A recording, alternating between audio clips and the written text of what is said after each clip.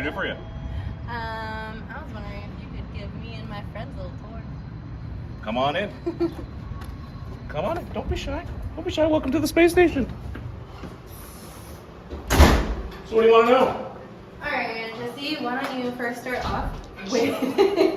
That's in there. That's in there. We're going to keep that in there. No edits.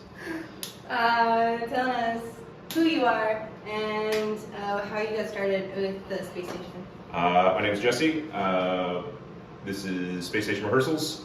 I used to run a furniture store, but then COVID happened and I got fired. Well, I didn't get fired, but they closed my store. So they said, here's 10 grand, go figure your life out.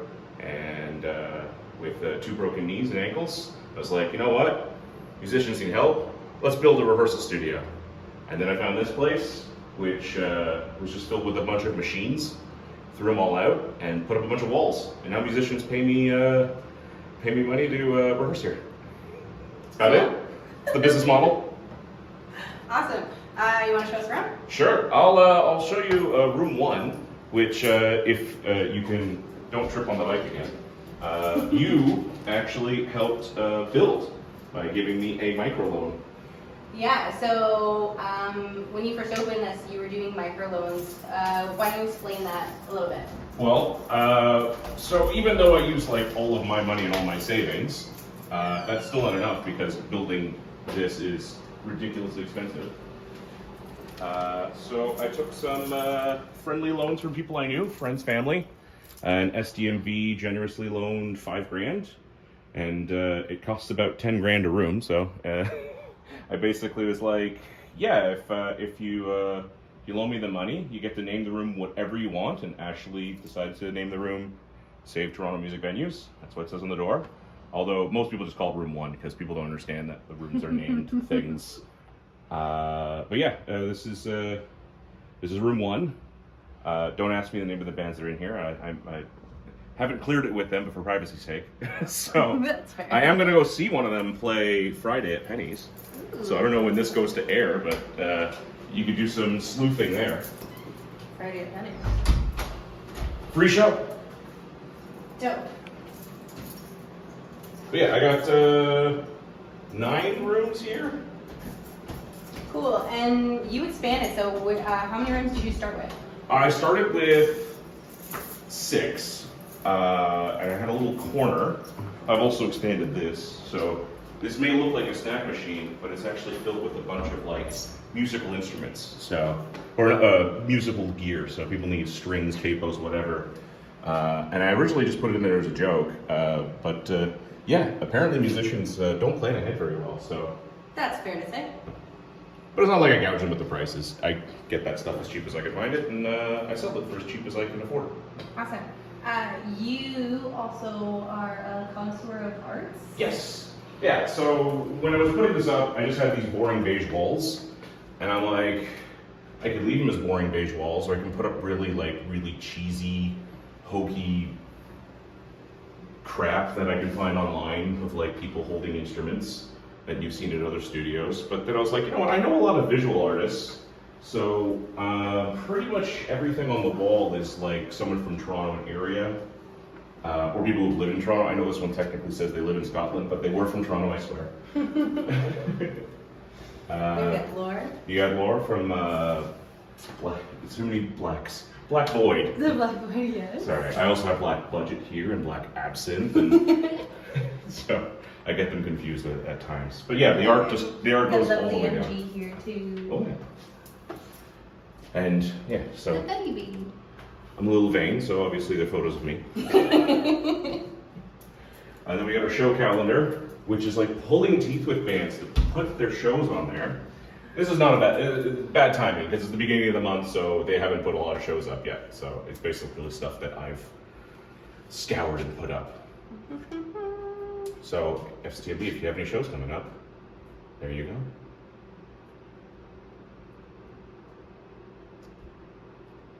Mm-hmm. Is this the new monthly bovine thing? Every other Tuesday. Every other Tuesday? Yeah. And which artist is featured that day? So we've got mostly okay for the artist. And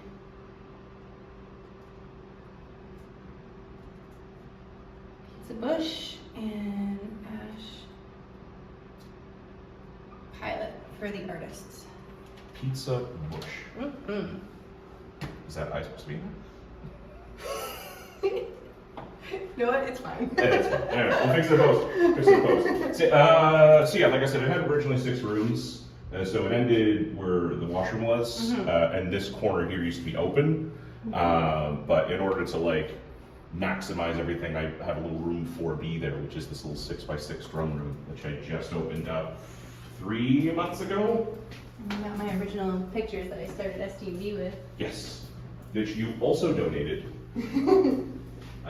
This is an artist, Ash Jerome, which I think is going to be featured in one of your bovine shows coming up. Oh, yeah. I don't know if you got a hold of him yet. And this is the most recent expansion. This opened up 4 months ago, where I just have 2 more rooms there, and another room is going here, mind the mess. Cool. Just gotta get a freaking jackhammer in here and tear up this concrete thing. It's like I said, every time I expand, I find these weird ass machines. When I expanded to here, there was a 600 kilogram machine that made metal teeth that I had to get rid of. The property owner was like, yeah, I'll take it out. Don't worry, when you move in, it'll be gone. I moved in and knocked open this. It was still here. And it was here for like almost 2 weeks into my construction. And my construction is only 3 weeks long, so That's fair. it was a hassle. So, Jesse, how long have you personally been in the music scene? Well, do we count music lessons or just like performing?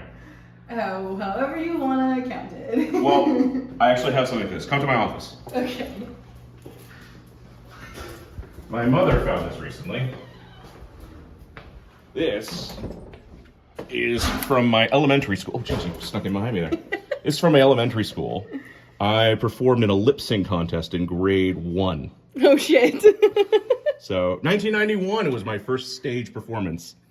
And so I framed it. But being in a band, I was in well, do we count high school bands? I was in a high school band called Left Testicle. We never played a show. It was awful. First real band, I was in a band called Mid City for about 4 years. We went on a U.S. tour. And then I wanted to strangle the singer, so I left. And then after I left, he wrote a song called When Jesse Left the Band. And he kept telling me, because we knew a lot of the same people, so he'd tell me, he's just like, I wrote this song about you, and it's really good, you should hear it one day. And I kept going to his shows after that, and never performed it. I think it was a lie. I think it was a lie just to trick me into coming to the shows, and maybe rejoin the band. Anyway, they broke up shortly after. And then I've been in Starship Experience since 2006. And a couple projects on and off since then, but yeah, so 2001, we'll say, is my professional music entry. Cool. So what would you say you've learned from this experience? This experience or music? This one. I learned there is a really good reason why there are so few rehearsal spaces in the city, because it is not financially responsible to open this business. It is not the smartest thing to do. There have been since the collapse of Rehearsal Factory, there have been 2 people, myself and one other, that have decided, this is a good idea, musicians need this. And I don't know how the other guy is doing financially. I think he's doing okay because he found this like sweetheart deal of a space. Only problem is that space is, the reason why he got such a good deal on is because it is slated for construction as soon as they get their permits in order. So the building goes down. So it's a ticking clock on that one. That's how he's able to make it work. Here I'm able to make it work because I just don't pay myself. I pay myself next to nothing. And I've had other people come up to me because they're like, I want to get into the industry because musicians absolutely need it in Toronto and area. And they, how do you make the numbers work? I've put it down on paper. I've like priced it out. It just doesn't work. How do you make it work? And I go, I make it work because I don't have any staff. I'd love to be a job creator, but I don't have any staff. So I come here every day of the week, clean the toilets. I gotta clean poop off the wall sometimes. That has happened. Gross. I don't know how it's happened because I don't have CCTV in there, and I don't want to know. But you gotta do that. You gotta change the bins. I gotta do the yard work outside because the property owner doesn't take care of the weeds, and the weeds get into my foundation, leaks everywhere. It's awful. You know, my AC, you could feel it. The AC's busted here, and I'm waiting for that to come in. So a lot of stuff you just gotta do yourself. Not a lot of stuff. Everything you have to do yourself because you can't afford it otherwise. Oof. So why do you think it's so draining on the finances? Well, I mean, Toronto's a very unaffordable city for everyone. And it has been for a very, very long time. With Rehearsal Factory, it's not to say that like musicians had it good for too long and this is a correction of the market. It's just that because Rehearsal Factory's model was they bought all the property back in like the 90s when it was much more affordable, they were able to keep the price of their rooms. Because they owned it. Because they owned it. So they were able to keep it under $1,000. I don't think they had a single room over 1,000 or near 1,000 maybe for like a whole room for a month. The average cost for a room now, depending on size, is somewhere between $15,000 and $3,000 for a room per month. So it's doubled, tripled in some instances, because I've heard people say, oh, I was only paying like $500 a month. That's like a quadruple in price from like one month to the next, where they lost the room and then they got to go out and find it. So a lot of musicians are fleeing the city because they can't afford to live here because living costs have gone through the roof, and they can't afford to rehearse here. And it's tough. Oh, sorry, I was just getting flashes about it. Oh no. Yeah, it's tough to live here. It's tough to work here. It's tough to afford rehearsal space here. It's just tough across the board. And I want to do my part. I try and keep my prices low, but yeah, there's only so much you can do. Cost is the cost. The cost is the cost. Yeah, my rent goes up, a couple bucks a square foot, and I got 4,000 square feet. So my rent goes up by about $500 a month every year, and that's got to come out of something. So everybody else's rent's got to go up a little. I can't just eat that because I don't pay myself anything. Basically, I just pass that over. Have you contemplated or thought of any ways to help with this problem? The rehearsal space? The plan, this doesn't help the immediate. The immediate, all we can do is hope and pray. The long-term goal is to purchase the whole building and then create a, a land trust. So when I'm dead and gone, this building in perpetuity with the city will always be a rehearsal space. Can't be anything else. They have that for Hyde Park, for instance, is on a land trust. It'll always be a park. That's why there's nothing built up there. That's why it doesn't look like all the other parks with all the little random bits and bobs. It's basically just a forest. And there's a couple in Kensington Market, and there's a few other around the city. And they basically operate like a charity or a nonprofit. And they set up their committee, and they are designed to be what whoever originally owned it or the committee told you it was going to be. And I'd like to set one up here where it's just musical art, not just art in general. Because not to slag on other forms of art, visual media, and all that, but they got 401 Richmond, they got all those places. There isn't one for music arts. Yeah. There really isn't, and it's high time we have one. I think that's a solid plan. Yeah. To be clear, a lot of things have to line up for that to happen, right? Like, it doesn't just come out of a vacuum. So it's my goal. I hope the city doesn't fucking crucify me if I don't reach that goal.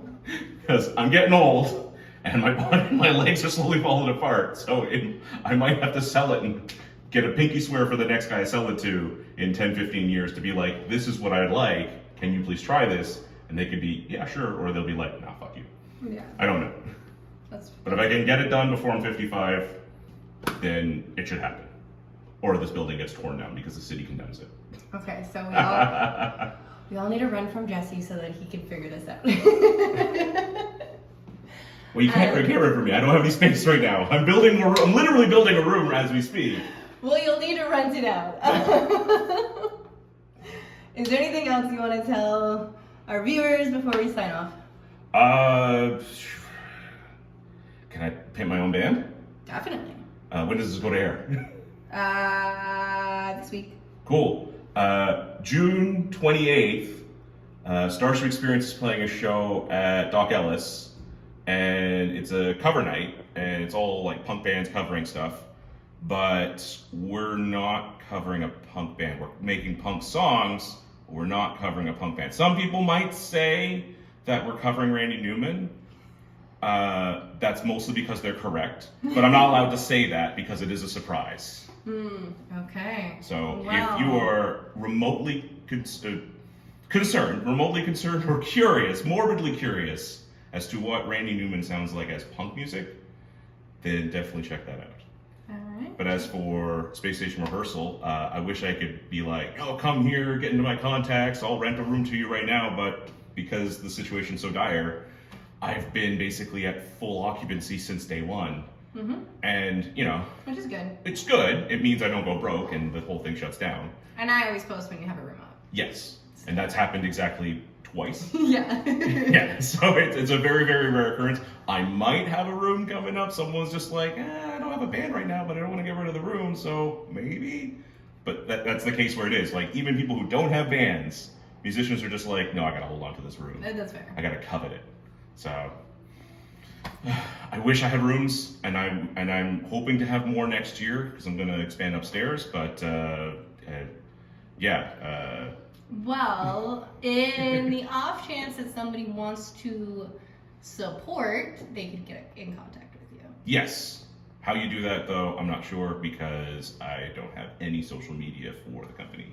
That's on purpose. Well, you can message me and I'll get you in contact with you. It's more of an ask a punk thing. Yeah. I'm a very punk guy with my lobster pants. See, those lobsters are pretty punk, I'm Oh, gonna yeah. say. All right. Thanks for joining us. This has been Jesse in the Space Station. Bye.